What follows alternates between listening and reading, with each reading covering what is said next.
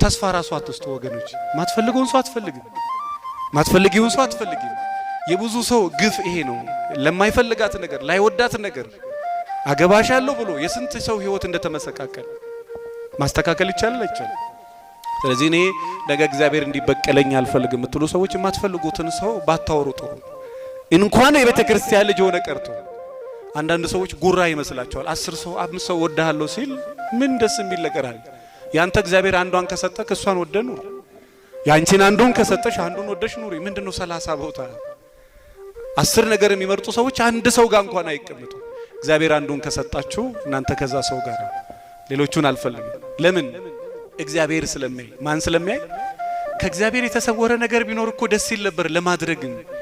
ምን ትሸፍናለህ ከእግዚአብሔር? ነብዩ ዳዊት ወደ ሰማይ በበር ወደ ባህር በገባ በዚህ ቦታ በዚህ በሁሉ አንተ አለ። ካንተ ወዴት እሄዳለሁ? ወዴት እሸሸጋለሁ? ክንፍ አውጥቼ በበር ወደ ላይ ነው መበረው፣ ወደ አንተ ወደ ፈጠርከው። ወደ ባህር ዘልቄን በገባ በዛ ውስጥ አንተ የሌለበት የት አለ? ካንተ ወዴት ይሄዳል? ወዴት ይሸሻለሁ? አይቻልም አይደለ?